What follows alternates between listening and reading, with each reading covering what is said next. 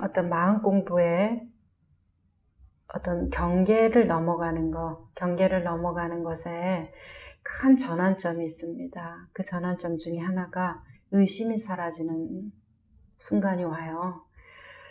의심이 사라지는 순간이 와서 그 의심이 종식되는 거.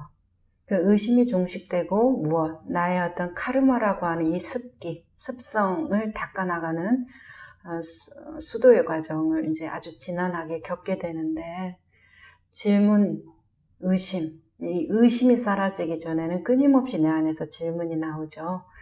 맞는 거야, 틀리는 거야, 되는 거야, 안 되는 거야, 깨달음은 어떤 거야?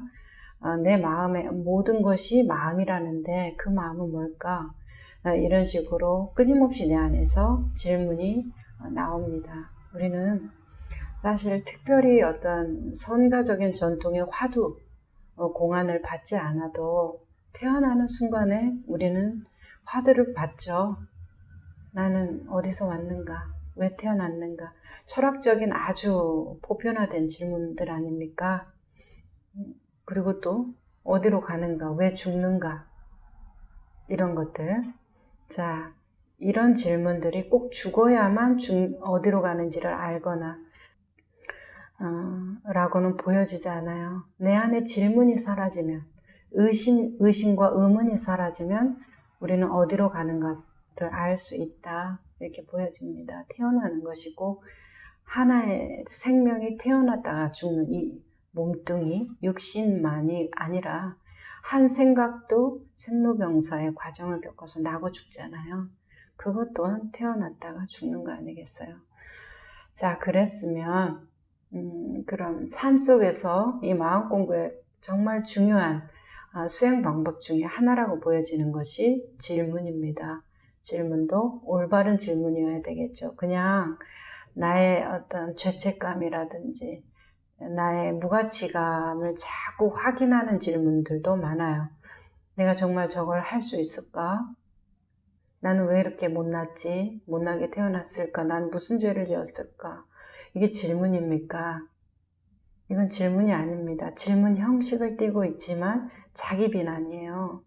그래서 질문이라는 것은 내 어떤 성숙을 도와주고 나의 영적인 발전에 도움이 될 수 있는 질문이 되려면 질문이 올바라야 되겠고, 그 올바름이라는 건 뭐예요?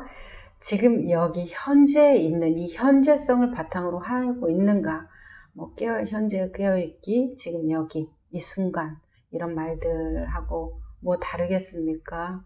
그래서 지금 현재성을 바탕으로 한 질문인가?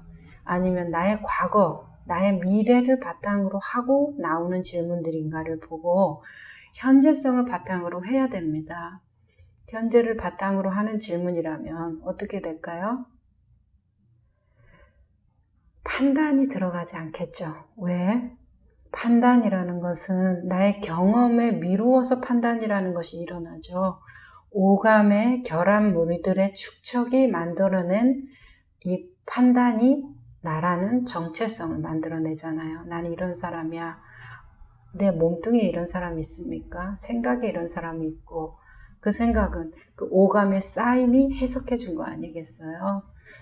그러니까 그것들이 판단을 일으키는데, 그 판단이라는 것이 그럼 과거의 산물이겠네요. 자라면서 부모한테 듣고 선생님한테 듣고 책에서 읽고 생각하고 주변의 환경이 만들어내준 심리구조.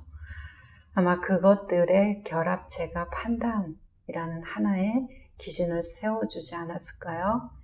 그렇다면 그것들은 과거의 구조물이겠잖아요.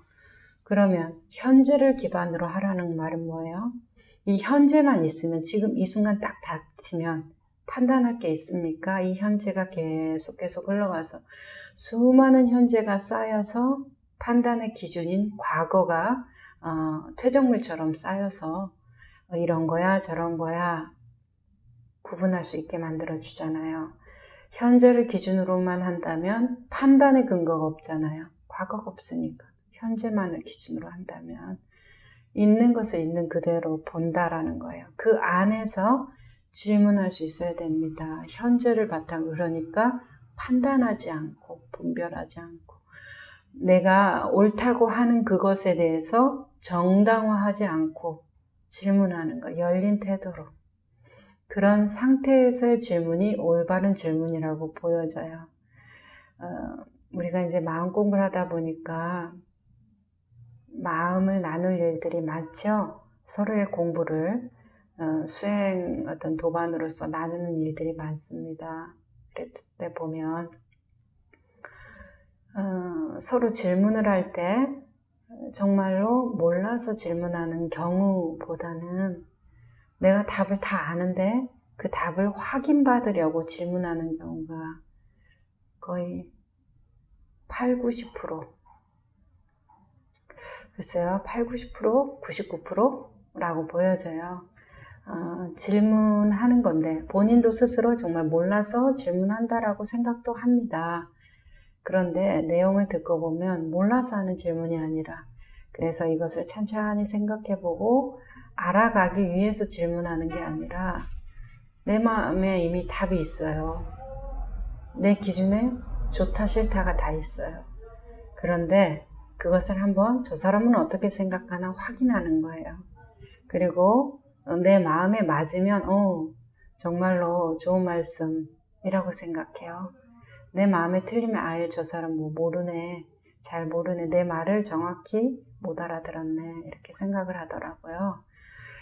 자, 그러니까 누구 말 들을 필요 있습니까? 그냥 자기로 살면 되지. 근데 굳이 그래도 시간을 내서 얘기를 나눈다고 하면 내 기준을 내려놓고 내 판단을 내려놓고 그 사람이 하는 말을 언제 과거로 가서 미래로 가서 현재 지금 하는 말을 현재 지금으로 알아듣는다고 하면 뭐 그렇게 오랜 시간의 수행이 필요하겠습니까? 지금 현재 여기에서 일어나는 일을 그대로만 알아차리면 그것이 전부 아니겠어요? 이 순간, 우리는 순간밖에 못 사는데 이 순간의 전체적인 것을 그대로 살아간다면 무슨 불안이 있고 무슨 어려움이 있겠습니까? 그래서 다시 정리하자면 질문이라는 것이 살아가는데 그리고 나의 어떤 마음 공부의 깊이를 만들어주는데 굉장히 큰 작용을 하는데 그 질문을 뭐 다르게 화두 뭐 이렇게도 표현해도 뭐가 틀리겠어요. 하지만 그것이 내가 하는 노력의 결실을 맺기 위해서는 그 질문이 내 판단 기준을 벗어나 있어야 돼요. 내 판단으로 그 질문을 하면 이미 내가 답을 정해놓고 하는 질문이라 새로워지는 데 도움이 안 됩니다.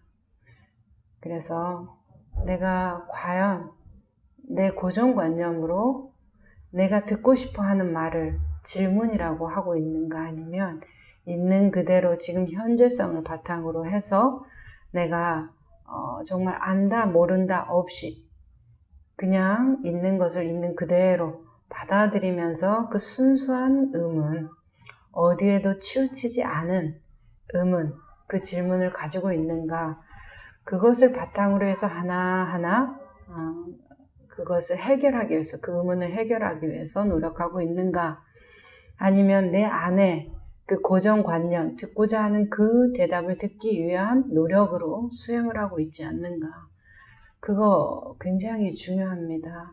마음 공부뿐만 아니라 세상을 살아가는 데서도 결실을 맺기 위해서는 그 태도가 반드시 중요합니다.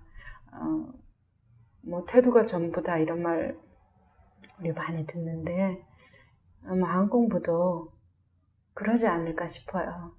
진리가 이미 진리는 진리로 완전한데 그것을 깨닫고 안 깨닫고 그것을 내가 하고 안 하고 그것이 완전한가 완전하지 않은가 그걸 완전하게 만드는 그런 문제들에 대한 질문들은 다 의미가 없습니다. 우리가 노력하는 전부는 나의 어떤 카르마, 업성, 에고가 만들어 낸 그 심령, 심리 구조, 마음의 구조물들 그런 것들이지 진리가 무슨 공부할 게 있겠고 그것을 뭘 흠이 있어서, 하자가 있어서 바로잡을 게 있겠습니까? 자, 그래서 깨달은 이후에 우리가 보림을 하고 수도를 하는 이유는 진리를 보림하고 진리를 수도하는 거 아니잖아요. 내 에고를 닦는 거죠. 나의 에고를 승복받는 거잖아요. 그러니까 우리가 알아야 되는 것은 내가 하는 것들, 질문하는 거, 내 의심을 넘어가기 위해서 우리는 끊임없이 질문하는데 그 질문이 내가 만들어 놓은 답에 유도되는 질문인가?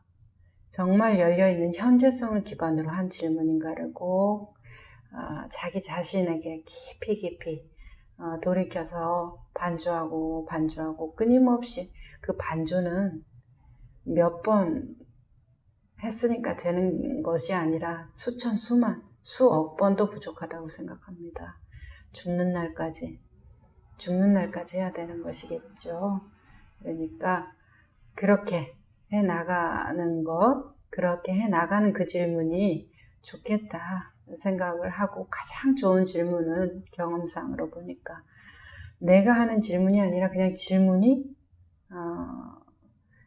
그것이 의문이 스스로 피어오르는 것, 내 마음속에서 그냥 의문이 계속 정말 뭔가, 이게 뭔가, 왜 이러는 것인가, 이것이 무엇인가 하는 질문이 스스로 올라오는 것, 그것이 가장 좋은 질문이죠. 그러면 나의 의도가 붙을 수가 없어요.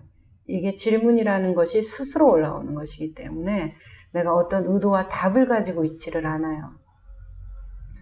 그러니까 그런 질문들이 계속되고 축적되다 보면 어느 순간에 나의 의심을 넘어가는 자리, 나를 부단하게 만들어 놓은 애씀을 넘어가는 자리를 확인할 수가 있겠죠. 그 전까지는 어떻게 하겠어요? 내가 이런 의식적인 노력을 어쩔 수 없이 해야 되겠죠. 흐름을 타기 위해서. 자, 그렇게 한번 질문에 대해서 질문하는 것이 중요하지만 그 질문의 방향성도 또한 굉장히 중요하다. 올바른 질문이어야 올바른 해답을 얻을 수 있으니까요. 그래서 점검 꼭 부탁드립니다.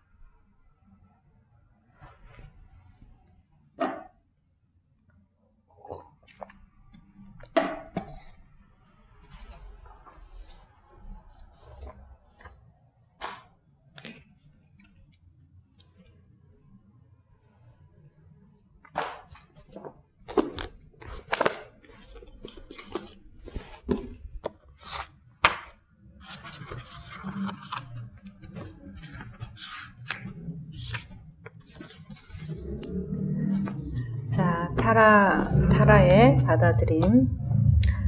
그 명상 연습란이 각 챕터마다 명상 연습란이 있어요.